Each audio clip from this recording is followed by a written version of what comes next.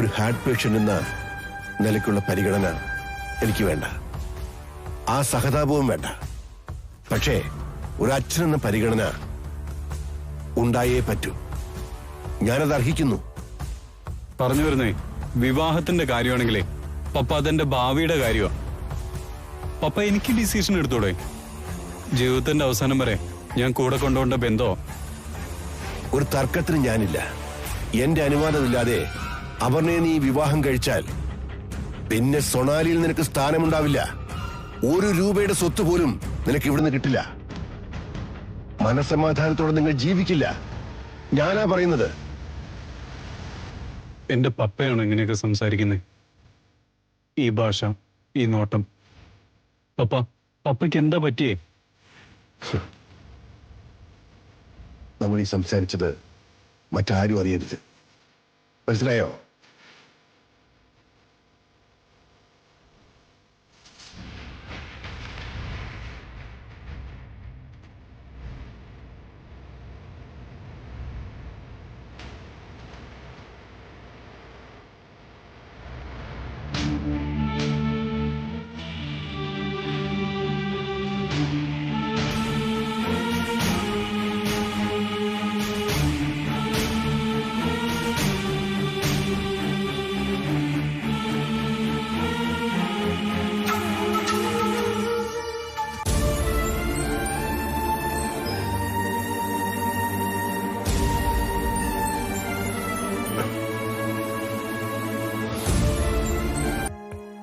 പിന്നെ വിളിയുണ്ട് സാറേ.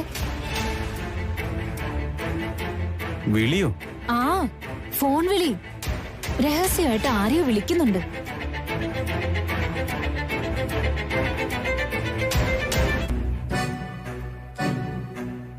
രാവിലെ വരുമെന്ന് ഞാൻ വിചാരിച്ചു. മെഡിസിൻ കിട്ടിയോ? ഇന്നലെ മേടിച്ചു വെച്ചോ? ചേച്ചി ഇത് മുറിയിൽ വെച്ചേക്ക്. സാറിന് ചായ വേണ്ട. ഞാനൊരു കാര്യം ചോദിച്ചാൽ ദേഷ്യം വരൂ? ദേഷ്യപ്പെടണ്ടാണെങ്കിൽ ദേഷ്യപ്പെടും.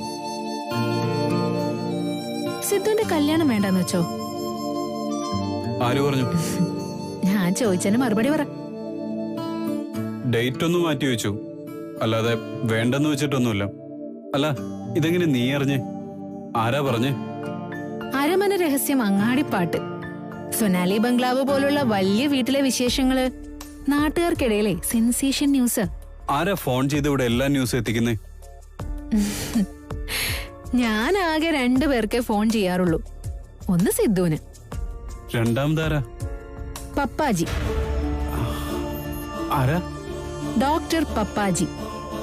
എന്റെ ഡോക്ടറാ, ഡോക്ടർ പത്മനാഭൻ. ഞാൻ പപ്പാജിന്ന് വിളിക്കും. എന്തെങ്കിലും പ്രശ്നങ്ങളുണ്ടായിട്ടായിരിക്കുമല്ലോ കല്യാണം നീട്ടിവെച്ചത്. അങ്ങനെയാണെങ്കിൽ പിന്നെ നമ്മുടെ വിവാഹം നടത്തിയാലോ? ആവാല്ലേ? എനിക്ക് പോയിട്ട് കുറച്ച് തിരക്കുണ്ട്.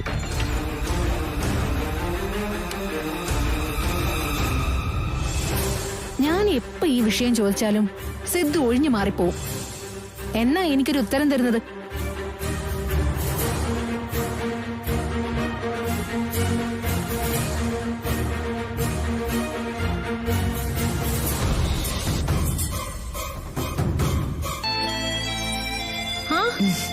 ഇതാര്?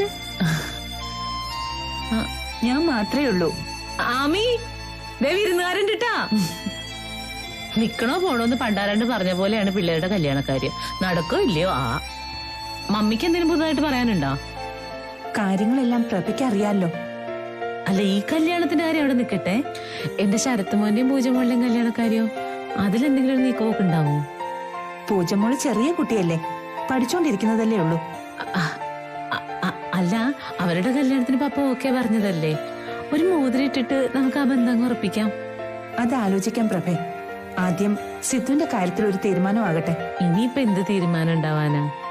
പൂജമോളുടെ പഠിത്തത്തിന്റെ കാര്യം ഓർത്തിട്ട് നിങ്ങൾ ആരും വിഷമിക്കണ്ട. ശരത്ത് അവളെ അമേരിക്കയിലോട്ട് കൊണ്ടുപോയി പഠിപ്പിക്കും. അതിനുള്ള ഫുൾ ചെലവും ആ നോക്കിക്കോളും. അല്ല, ഇനിയിപ്പൊ അങ്ങനെ സംഭവിച്ചാൽ ഈ അപ്പൂവിനുള്ള ഷെയർ ആമി കൊടുക്കത്തില്ലേ? അതുകൊണ്ട് വേണമെങ്കിൽ അവർക്ക് ജീവിക്കാലോ. ജീവിക്കൊക്കെ ചെയ്യാം, പക്ഷെ സംഗതി അതല്ല. സൊനാലിയിലെ മമ്മി അതിന്റെ ഇടയ്ക്ക് വേറൊരു പ്രസ്താവന നടത്തി. അതന്നെ. കല്യാണം കഴിഞ്ഞ ഇവരെ രണ്ടുപേരെയും പുള്ളിക്കാരി അങ്ങ് നോക്കിക്കോളാന്ന്. എന്ന് വെച്ച എന്താ, പപ്പ വിലക്കിയാലും രണ്ടിനെയും അവര് കൈവിടൂല. പക്ഷേ മമ്മിക്ക് സ്വന്തമായിട്ട് സ്വത്തോ സമ്പാദ്യമുള്ളതായിട്ട് എനിക്കറിയില്ല. ഒന്നുമില്ലെന്ന്. എടാ, അപ്പ അവരുടെ കണ്ണ് എന്തിലായിരിക്കും? പൂജമോളുടെ സ്വത്തില്. പിന്നല്ലാതെ എന്തുവാ? എടാ, അവക്ക് കിട്ടാൻ പോകുന്ന സ്വത്തിന്റെ ഒരു ഭാഗം എടുത്ത് വെളിച്ചപ്പാടിനെയും മരുമോളെയും തീറ്റി പോറ്റാനാണ് മമ്മിയുടെ തീരുമാനം. പൂജ പാവം കൊച്ചല്ലേ, അവളത് സമ്മതിക്കുകയും ചെയ്യും. അതൊന്നും പറ്റത്തൊന്നുമില്ല, ഞാൻ അവളെ പറഞ്ഞു വിലക്കും. പൂജ എപ്പോഴും ആ മമ്മിയുടെ കസ്റ്റഡിയിലല്ലേ മോനെ. കരഞ്ഞു കാണിച്ച് സങ്കടം പറഞ്ഞു പൂജയുടെ സ്വത്തിൽ അവര് കൈയിട്ട് വാരും. അതും കൊണ്ട് അപ്പൂനെ സിദ്ധുവിനെ അവർ ഊട്ടുകയും ചെയ്യും. നഷ്ടം ആർക്കാ? നിനക്ക്. പൂജയുടെ സ്വത്ത് നിനക്ക് കിട്ടണമെങ്കിൽ നീയും അവളും തമ്മിലുള്ള കല്യാണം ഉടനെ നടക്കണം. പക്ഷേ ഈ അപ്പൂനോടുള്ള കലിപ്പ് കാരണം ഈ പപ്പ മൊത്തത്തില് പൂജയെ ബ്ലോക്ക് ചെയ്തിരിക്കുമല്ലേ. ആ പെണ്ണാണ് സകലതിനെ നാശകോടാലി. എന്റെ പൊന്നമ്മായി, ഈ പൂജനെ കൊണ്ട് ഒളിച്ചോടിയിട്ട് എനിക്ക് യാതൊരു കാര്യമില്ല. അതോടുകൂടി ഈ പറയുന്ന പപ്പ എന്റെ ബദ്ധ ശത്രുവായിട്ട് മാറും. പിന്നെ ഒരു കാലത്ത് ഒരു പൈസ പോലും അവിടെ നിന്ന് കിട്ടൂല. നമുക്കേ വഴിയൊന്ന് മാറ്റിപ്പിടിക്കാം. പപ്പയെ നൈസായിട്ട് അങ്ങ് കയ്യിലെടുക്കാം. പണ്ട് നമ്മളൊന്ന് ചെയ്തതാണല്ലോ ഇത്. അതത്ര എളുപ്പമല്ലടാ ശരത്തെ. കലി കേറിയ കോമരം പോലെ നിൽക്കുകയാണ് പുള്ളിക്കാരൻ. ഈ കോമരത്തിന്റെ കലിയടക്കാൻ എന്ത് ചെയ്യണമെന്ന് ഞാനൊന്ന് ആലോചിക്കട്ടെ. ഈ പൂജയെ കിട്ടിയില്ലെങ്കിലും വേണ്ടില്ല, പക്ഷെ മോഹിച്ച സ്വത്ത് എങ്ങനെയെങ്കിലും എന്റെ കൈക്കലാക്കണം. ഏത് മരുന്ന് എപ്പോ കഴിക്കേണ്ടതാണെന്ന് യാതൊരു നിശ്ചയമില്ല. എല്ലാം എടുത്തേക്കാം. ഇവ മെഡിസിൻ കഴിച്ചാലെന്ത്, കഴിച്ചില്ലെങ്കിൽ എന്ത്?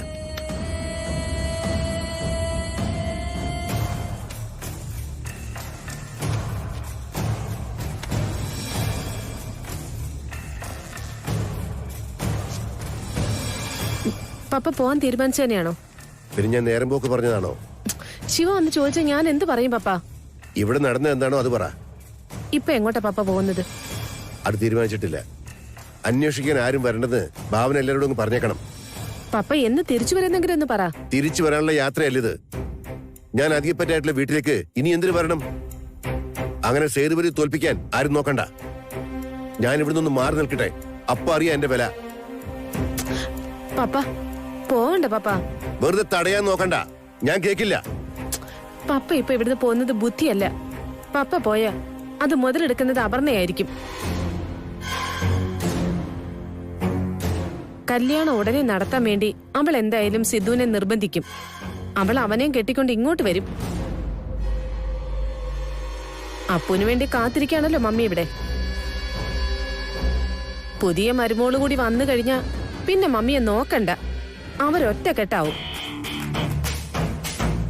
പയ്യെ പയ്യെ സൊണാലി ബംഗ്ലാവിലെ കാര്യങ്ങള് അപർണയുടെ നിയന്ത്രണത്തിലും ആവും. പിന്നെ പപ്പയ്ക്ക് ഒന്നും ചെയ്യാൻ പറ്റാതെ വരും. പപ്പ കാര്യങ്ങളൊക്കെ കൈവിട്ടു പോവും. പപ്പയൊന്ന് എഴുന്നേറ്റ് മാറുന്നത് നോക്കിയിരിക്കുന്ന പലരും ഉണ്ട് ആ കസേര കയറിയിരിക്കാൻ. വെറുതെ അവർക്കൊരു ചാൻസ് കൊടുക്കണോ? അവരുടെ മുമ്പിൽ തോറ്റു കൊടുക്കണോ പപ്പ? പോവേണ്ടത് പപ്പയല്ല, പപ്പയുടെ അഭിപ്രായ വ്യത്യാസമുള്ള ആൾക്കാരെ.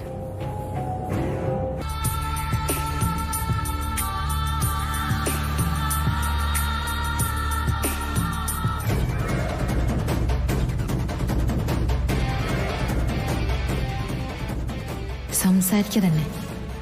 ഇതൊരവസരമാണ്. എല്ലാം ഒന്ന് കലങ്ങി തെളിയട്ടെ.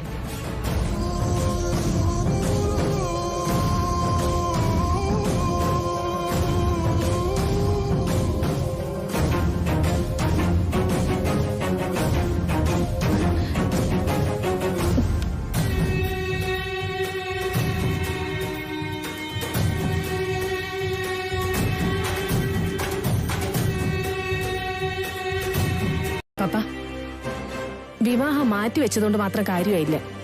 സിദ്ധു അപ്പവും തമ്മിൽ കാണുന്നില്ലേ? ഓഫീസിലാണെങ്കിൽ എന്നും അവരൊരുമിച്ചുണ്ട്. MDയുടെ ക്യാബിൻ 2 പേരുടെ സ്വകാര്യ ലോകം. രാവിലെ രണ്ടും കൂടി അതിനകത്ത് കയറി ഡോർ അടയ്ക്കും. സിദ്ധു ഓഫീസിലെ പിള്ളേരെയൊക്കെ വിറപ്പിച്ച് നിർത്തിയിരിക്കും അവിടെ. മുന്നുവാണെങ്കിൽ ഇപ്പൊ ലീവ് എടുത്ത് വീട്ടിൽ പോയിരിക്കുക. ഉലഹന്നാന് സ്റ്റിച്ചിങ് യൂണിറ്റിന്റെ ചാർജ് കൊടുത്തിരിക്കുക. മനപ്പൂർവ്വം ഓഫീസിൽ നിന്ന് ഉലഹന്നാനെ അങ്ങോട്ട് ചാടിച്ചത്. പിന്നെ ആരും പേടിക്കണ്ടല്ലോ. ചുരുക്കത്തിൽ സൊണാലി ഫാബിന്റെ ഓഫീസ് MD-യുടെയും ഫാഷൻ ഡിസൈനറുടെയും തോന്നിവാസങ്ങളുടെ സ്ഥലമാ. ആ ഇങ്ങനെ പോയാലേ ഓരോ ദിവസം കഴിയുന്തോറും അവര് വീണ്ടും വീണ്ടും അടുക്കേ ഉള്ളൂ. ഒരിക്കൽ അവനും അവളും ഒരുമിച്ച് താമസം തുടങ്ങിയതുമല്ലേ. ഇനി അത് സ്ഥിരതാമസം ആക്കില്ലെന്ന് എങ്ങനെ പറയാൻ പറ്റും? പപ്പ, അതുപോലെ അവര് രഹസ്യമായിട്ട് കല്യാണം കഴിക്കാനും സാഹചര്യമുണ്ട്. അവൻ എന്നോട് സൂചിപ്പിച്ചിട്ടുണ്ട്. എന്നിട്ടാണോ പപ്പ ഇങ്ങനെ കൂളായിട്ടിരിക്കുന്നത്? സിദ്ധു മടിച്ചാലും അവൾ അവനെ വാശി കയറ്റിക്കൊണ്ടുപോയി കഴുത്തിൽ താലി കെട്ടിക്കും. പപ്പ ഫോളാവുകയും ചെയ്യും. അതിനെന്നെ കിട്ടില്ല. എങ്കി അവനെ അല്ലെങ്കിൽ അവളെ നമ്മുടെ ഓഫീസിൽ നിന്ന് ഒഴിവാക്കണം പപ്പ. എന്തെങ്കിലും ഒരു കാരണം കാണിക്കാതെ എങ്ങനെ ഒഴിവാക്കും? വെറുതെ പറഞ്ഞാലൊന്നും മാറി നിൽക്കുന്ന ടൈപ്പല്ല സിദ്ധു. MD അല്ലേ? MD-ക്ക് മുകളിലുള്ള ആളാ പപ്പ. സ്ട്രോങ് ആയിട്ടൊരു തീരുമാനം എടുക്കാനുള്ള പവർ ഉണ്ട് പപ്പയ്ക്ക്. ഇത് ഞാൻ ഗൗരവത്തിലെടുക്കുന്നുണ്ട്. നിങ്ങൾ പറഞ്ഞത് ശരിയാ. കല്യാണം കഴിച്ചില്ലെങ്കിലും അവർക്ക് അടുത്തിടപഴകാനുള്ള സൗകര്യം ഇപ്പോഴും ഉണ്ട്. അതില്ലാതാവണം, ഇല്ലാതാക്കണം. സത്യത്തിൽ പപ്പയ്ക്ക് പെട്ടെന്ന് അവരുടെ കല്യാണത്തിന് എതിർപ്പ് വന്ന എന്താ? അല്ല, അത് മാത്രം പറഞ്ഞില്ല. അറിയേണ്ടത് പറയും, അറിയേണ്ടതേ പറയൂ.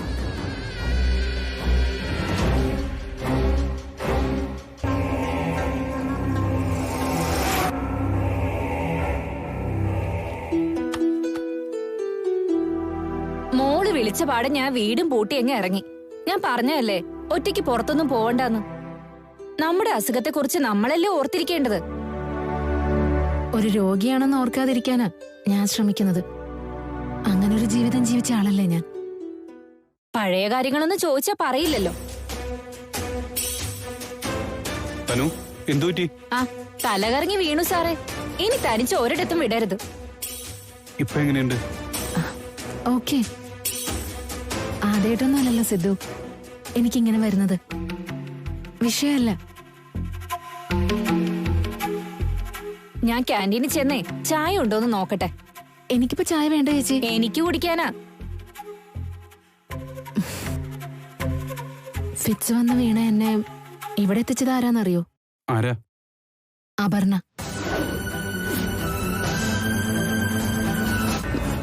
സിദ്ധുവേട്ടാ,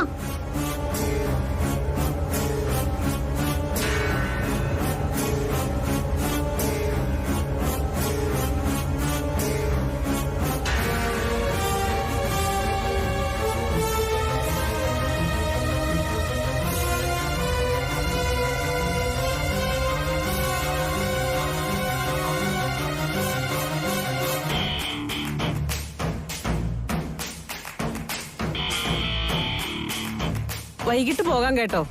ഇപ്പൊ കഴിച്ചുകൊണ്ടിരിക്കുന്ന മെഡിസിൻ അങ്ങ് കണ്ടിന്യൂ ചെയ്താൽ മതി. വീട്ടിലൊരു ഡോക്ടർ ഉള്ളതിന്റെ ഫലമാ ഡോക്ടറെ ഞാനുള്ളത്. മോളുടെ കാര്യങ്ങളൊക്കെ ഞാൻ നോക്കിക്കോളാം.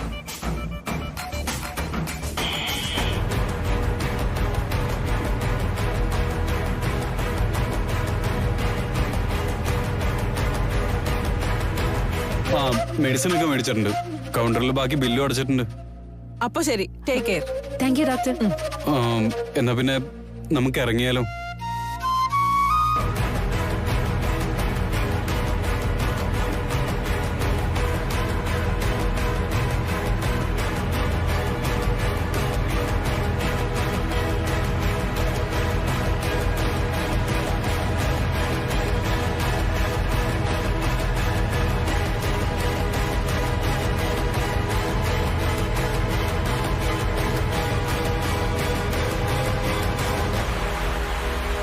സിദ്ധേട്ടാ, കുട്ടി ഇതിന്റെ വുഡ് ബി ആണ് കേട്ടോ. പറഞ്ഞു. ഇത്ര പെട്ടെന്ന് അതൊക്കെ പറഞ്ഞു കഴിഞ്ഞോ? എന്നാ പിന്നെ നമുക്ക് ഇറങ്ങിയാലോ? ശരി.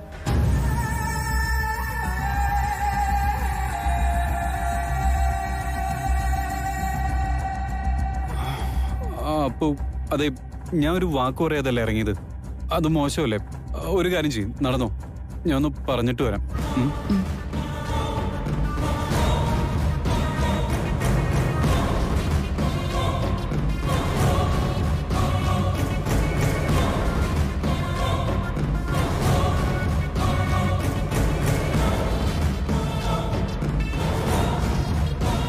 ഞാൻ പോയിട്ട് ഡിസ്ചാർജ് ആകുമ്പോഴത്തേക്കും വണ്ടി കൊണ്ടുവരാം.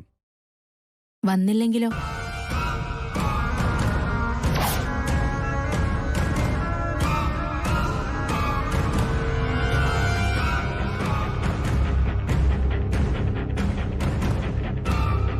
ആ പിന്നെ എന്തെങ്കിലും ആവശ്യമുണ്ടെങ്കിൽ അപ്പൂനെ വിളിക്കാൻ മടിക്കണ്ട കേട്ടോ.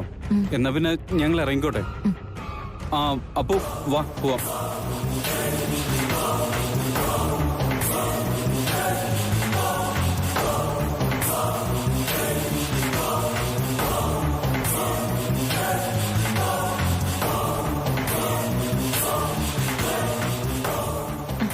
സാറ് പോവാണോ? ശരിക്കൊന്നും മിണ്ടാൻ പോലും പറ്റിയില്ല. സാറ് പോയിട്ട് വരണേ.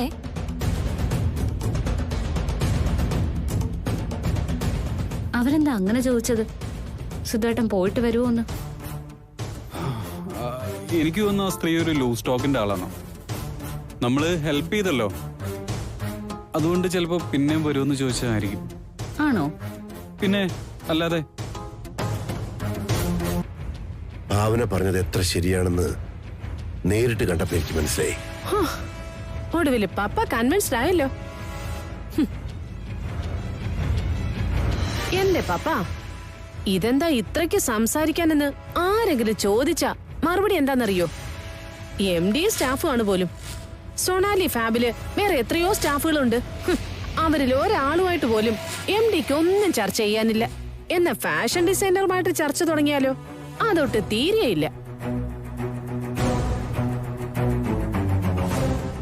ഓഫീസിൽ വെച്ച് എന്നും കാണുന്നവർക്ക് പുറത്തുപോയി നിന്ന് ഇത്രയ്ക്ക് ഡിസ്കസ് ചെയ്യാൻ എന്താ ഉള്ളത്? ആ പപ്പ പറ എന്താണെന്ന്. ഇതാ ഞാൻ പറഞ്ഞത്, സിദ്ധു അപ്പുവും തമ്മില് വേർപിരിയാൻ പറ്റാത്തത്ര അടുത്തു കഴിഞ്ഞു. അതവരുടെ ബോഡി ലാംഗ്വേജ് കണ്ടപ്പോ എനിക്കും മനസ്സിലായി. ഫെമിനിസ്റ്റ് ഒന്നും അല്ലെങ്കിലും ആണിനും പെണ്ണിനും തുല്യത കൊടുക്കണമെന്ന അഭിപ്രായമുള്ള കൂട്ടത്തില ഈ ഞാൻ. ആരും ആരെക്കാളും താഴെയൊന്നും അല്ല എന്ന് കരുതി നമുക്ക് നമ്മുടേതായ ചില രീതികളൊക്കെ ഇല്ലേ, സംസ്കാരം ഇല്ലേ? പപ്പ സിദ്ധു ഒരു ചെറുപ്പക്കാരനാ, ബിസിനസ്മാനാ. അവന് അവന്റേതായ ലൈഫ് സ്റ്റൈൽ ഇല്ലേ? എന്നാ അപർണയോ വരയ്ക്കാനും ഡിസൈൻ ചെയ്യാനും കുറച്ച് കഴിവൊക്കെ ഉണ്ട്, ഇല്ലെന്നൊന്നും ഞാൻ പറയുന്നില്ല. പക്ഷെ അവളുടെ ഭാവം കണ്ടാലേ ഈ ലോകത്തിലെ ഏറ്റവും വലിയ ഫാഷൻ ഡിസൈനർ ആണെന്നാ. ഇനി ആണെങ്കിൽ തന്നെയോ അവരിങ്ങനെ സർക്കിട്ട് അടിച്ച് നടക്കാവോ? രാത്രിയെന്നോ പകലെന്നോ ഇല്ലാതെ അവളിങ്ങനെ സിദ്ധുവിന്റെ കൂടെ കറങ്ങുക. എന്റെ പപ്പ അവൾക്ക് ഒരു നാണോ മാനോ ഇല്ല. പിന്നെ സപ്പോർട്ട് ചെയ്യാൻ മമ്മിയുണ്ട്, ആമിയുണ്ട്. ആമിക്ക് ആ പെണ്ണ് രാജകുമാരി ആയിരിക്കും.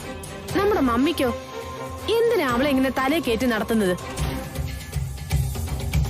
ഇനി അവളാവട്ടെ, കിട്ടിയ ചാൻസ് പരമാവധി മുതലെടുക്കാൻ നോക്കുക.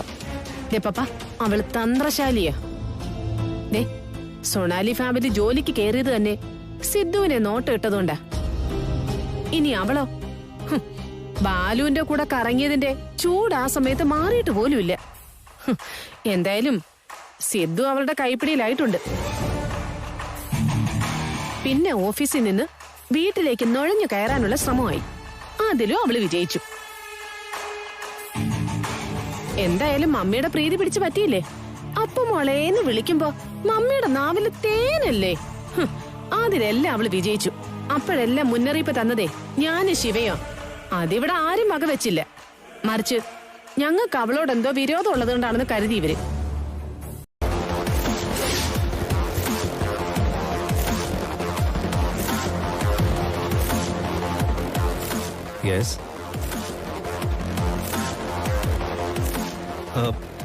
അപർണ ലേറ്റ് ആണല്ലോ, എന്തു പറ്റി? പങ്ക്ച്വാലിറ്റിയുടെ ആളാണെന്ന് ഞാൻ അറിഞ്ഞേ. ഓക്കെ, പക്ഷേ ഇനി ഇത് ആവർത്തിക്കരുത്. 9:30 സീറ്റിലുണ്ടായിരിക്കണം. ശിവേട്ടനെന്താ ഇവിടെ? ഞാൻ പിന്നെ എവിടെ ഇരിക്കേണ്ടത്? സിദ്ധു അപർണയോടൊന്നും പറഞ്ഞില്ലേ?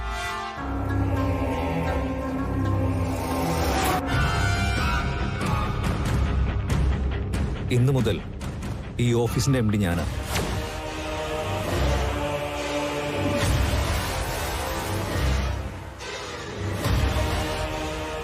അപ്പ സൊനാലി ഫാബിന്റെ ചുമതല എന്നെ ഏൽപ്പിച്ചിരിക്കുക.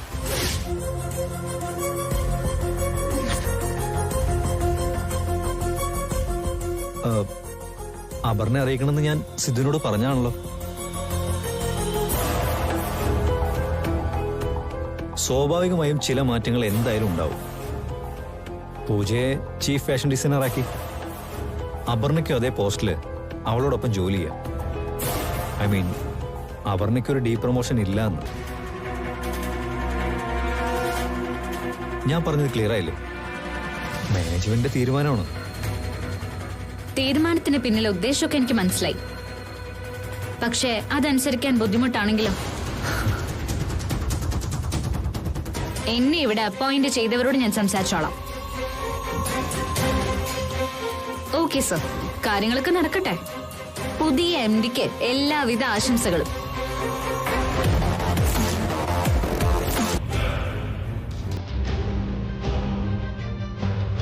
എന്താ ഡൗട്ട് മാറിയോ? എന്തൊരു പരിഹാസിച്ചിരി. അല്ല ഏട്ടാ, ഒരിക്കലും ഒരു ന്യൂസ് കേട്ടാ എനിക്ക് ഓർമ്മ വരുന്നത്. ഈ സെക്രട്ടേറിയറ്റിൽ പണ്ട് കടന്നുകൂടിയ ഒരാൾ CMന്റെ ചെയറിൽ കയറി അങ്ങ് ഇരുന്നു. എന്നിട്ട് അയാൾ സ്വയം അനൗൺസ് ചെയ്തു അയാളാണ് മുഖ്യമന്ത്രിന്ന്. അയാളെ അപ്പൊ തന്നെ പിടികൂടി മെന്റൽ ഹോസ്പിറ്റലിൽ ആക്കി. മനസ്സിലായി. അങ്ങനെയാണെങ്കിൽ മെന്റൽ ഹോസ്പിറ്റലിൽ ആക്കേണ്ടത് പപ്പയാ. MDയുടെ ചെയറിൽ എന്നോട് ഇരിക്കാൻ പറഞ്ഞത് പപ്പയാ.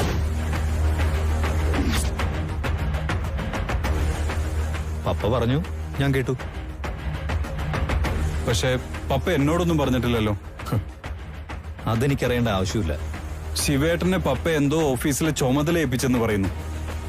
പക്ഷെ നിലവിൽ എനിക്കാണ് ഇതിന്റെ റെസ്പോൺസിബിലിറ്റി. അതുകൊണ്ട് ആ ചെയർ ഒഴിഞ്ഞു തരാൻ ഞാൻ ഉദ്ദേശിച്ചിട്ടില്ല. ഇനി എന്റെ പെർമിഷൻ ഇല്ലാതെ നീ MD കസേരയിൽ ഇരിക്കില്ലല്ലോ. പിന്നല്ലേ ഒഴിഞ്ഞു തരുന്ന കാര്യം. എന്താ ഞാൻ അവിടെ ഇരുന്ന് എന്നെ തടയുവോ?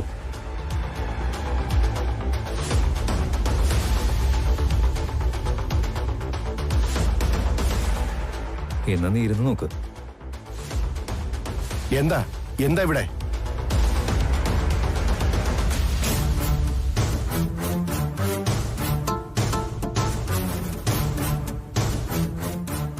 Good morning sir. മോർണിംഗ്.